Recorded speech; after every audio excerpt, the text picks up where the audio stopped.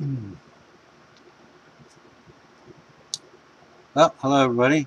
It's 20 after 8 on a, let's see, Wednesday evening, 15th of August.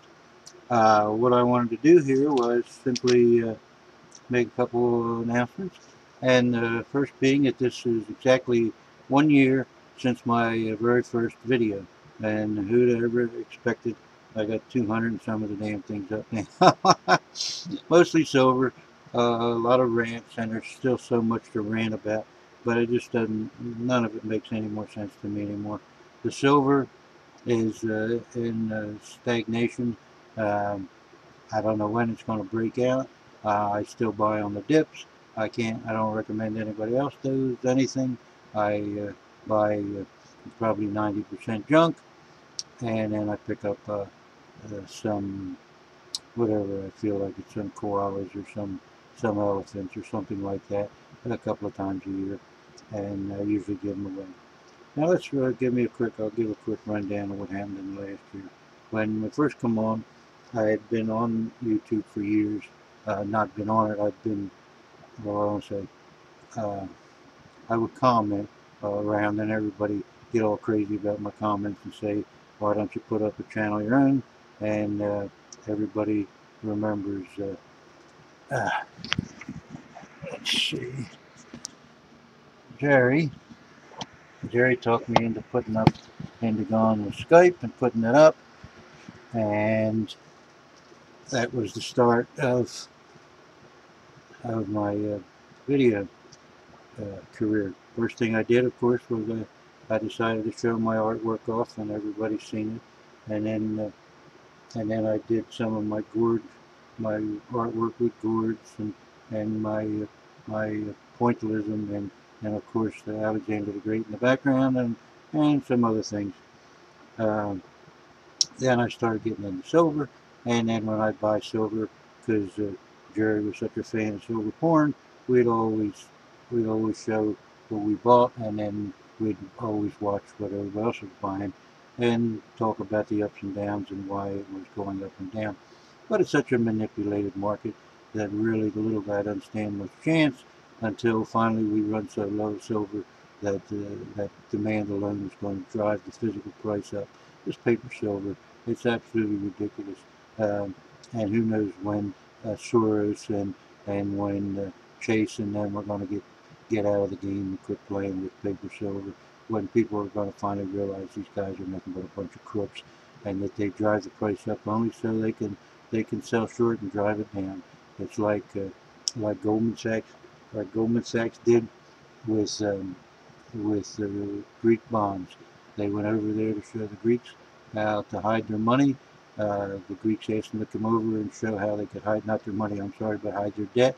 And Goldman went over there, charged them a hefty fee to show them how to hide their debt, and then sold Greek bonds short, knowing that they weren't going to be hidden for long. And it wouldn't surprise me if if in fact they tipped everybody off to the fact that the Greeks were in deep trouble. And so Goldman got a hefty fee, and then Goldman made a bunch of money selling Greek bonds short. Uh, and that's the way of the world. Uh, these bastards, they don't care. As a matter of fact, they contributed a lot of money to defeat a bill, and all the bill wanted to do was say that brokers and agents must act in the interest of their clients, and they defeated that. Now, that don't tell you that they're nothing but a bunch of crooks. Often they'll go on and have their agents sell, push to their clients to buy something when they know that that's going to just drive the price up, and then they know there's nothing behind it, and they sell short and they make a killing on the way down. The clients get not only lose their ass because of the fact that they bought a stock that the bottom fell out of, but they also have to pay a fee to both buy it and then later on to sell it if it's worth anything at all. So it's nothing but a bunch of criminals run this fucking country, run the banks, run. Look at Grover Norquist. Every new congressman that comes into office has to sign a pledge that they will never vote for any raise in taxes. Well, that automatically puts them under the thumb of Norquist. because he tells them flat out, if you do, then the National Republican Party will disown you and you'll never get elected again. So either you have to give up your vote to Norquist, or you have to be a man and vote your conscience and know that you're going to only be in Congress for 2 years or in the Senate for 6. This is how corrupt the system has got. This Grover Norquist has done more to damage the American Constitution than any other living human being right now, with the exception of the Supreme Court. So we're in a hell of a mess. I don't see any way out. I don't see any good continuing to talk about it, to argue about it. There's nothing more that can be said on silver. There's nothing more that I really want to show. You just keep showing silver every time. You know what I'm going to buy. I'm going to buy dimes. If dimes are out there, I'm buying them. If not, and I can get any other cheap junk silver, I'm going to buy it. So why show it? I don't. I mean, I'm not. I never meant to try to impress anybody. I just wanted them to know what I was doing, because I don't give advice. I just show people what I'm doing, not what they should do or what anybody else should do. So I want to announce that I'm so bored with the system. I'm fed up with the corruption in government, and that I'm fed up with these morons and their anti-abortion. They want to take women's rights away from them. They want to take evolution out of the schools. That the Republicans are dumbing down the country at an incredible pace, and that they are winning so many local elections, and so many science classes have to teach creationism and intelligent design and all this other crock of bullshit, you know, and that before you know it, we'll be having prayer back in school and every other bullshit thing. That this country is on a downhill spiral, and it's been created by the one percenters, because they can make the people, the other Republicans that ought to be in arms with what the Republican platform is, that they should be taking and dragging these people from the stage, but instead they think that this dumbing down society is the answer. They think that every one of them thinks that they can be the 1/10 of 1%. They had no chance in hell you're ever going to be the 1/10 of 1%. We've done everything we can do to ruin this country, and 80% of that belongs, well, I'll say 70 to the Republicans. But Barack Obama has done the same thing. He is not a man of principle. His principles went out the window. He was against gay marriage until he now again needs the gay vote. So now he's in favor of it. But up to 4 months ago, he wasn't in favor of gay marriage. He could have done away with Clinton's don't ask, don't tell with a pen stroke, but he chose to wait 3.5 years and let the Congress take the blame. This man is not a man of principle. If he was a man of principle, he would have closed Gitmo. That was the first thing he was going to do. Instead, we have more CIA prisons. We're torturing more people than ever. People are disappearing on the streets. And now he signs the National Defense Authorization Act, and now he can have anyone in this country, let alone out of this country, assassinated. He can have them. He can pick them up off the street. He can have the military spy on them. He can have the military arrest them, and no habeas corpus, never appear before a judge. This is insanity, and Barack Obama brought it to us. He had a great chance to revise and do something to help the medical situation out in this country. But what's he do? He gives another big benefit to the pharmaceutical and the insurance companies. If you don't have one payer, you're never gonna have reform in healthcare. And if a country can't afford the cost of keeping its citizens healthy, then we don't deserve to be a country, and we by all means should not be all over the world enforcing what we think is right and what we think is wrong. We had a war on drugs for the last 40 years, and there's more drugs available than ever. Make drugs legal. You know, we have prisons. We have more people in prisons than the next 3 countries behind us. Why should we have a greater percentage of our population in prison than Russia? This is absolutely ridiculous. But yet now they want to privatize prisons. Well, what a boondoggle that's going to be, because there goes, all the union people are going to get all crazy, but they're just going to build more and more prisons and put more and more unfortunate people in there. Not the people that are stealing billions, just people that are shoplifting to keep food on the table for their kids. This country is in some dire straits, and why there aren't millions and millions and millions of people in the street, I don't know. But I am here to announce that 1 year seems to be enough. I've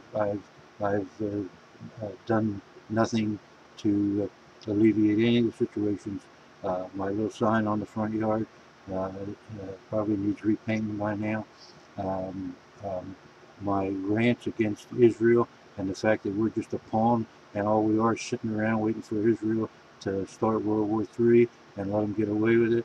We are at war with Iran already. If anybody tried to do that to us, we'd be blowing them up right and left. We're denying them food. We're denying them medicine. We're denying these people the right to live freely in their own country. And yet, if they ever attack us, we'd say, "Oh, this is totally unprovoked." We are at war with Iran, and Iran knows it, but the whole rest of the world is under this illusion that until bombs fall, there is no war. The Israelis go into Iran, kill whoever they want, whenever they want. But fuck Iran. They go wherever they want in the world, kill whoever they damn well please. And they say, oh, it's preventive action.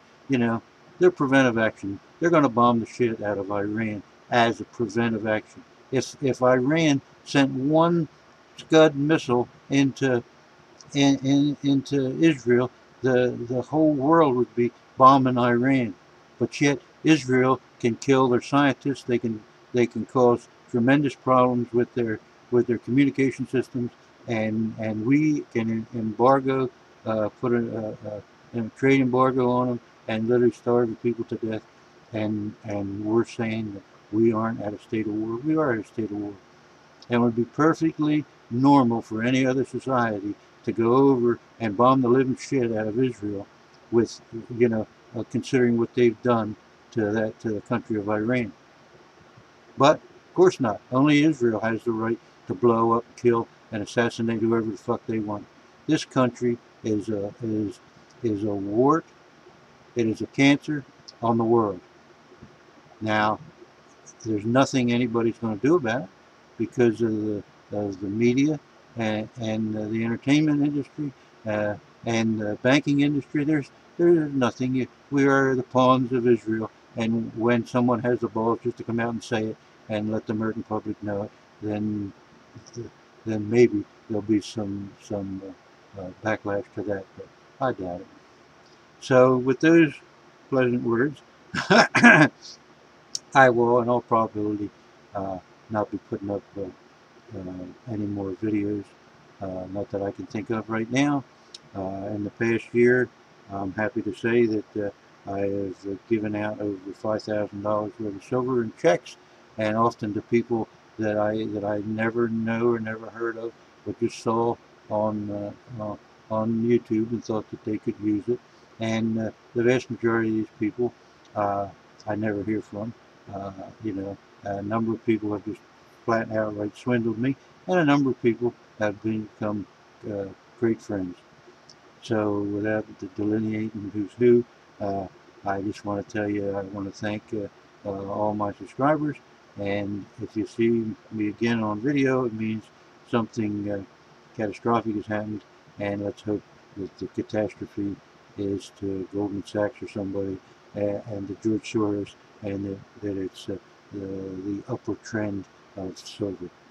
Thank you very much for your time, and thank you very much for your viewership over this year. It's been a very interesting year, and sometimes it's been a rough year, and other times it's been happy days. So I want to thank all my viewers, and please feel nice enough, if you would, to leave a comment, and I wish you all the best.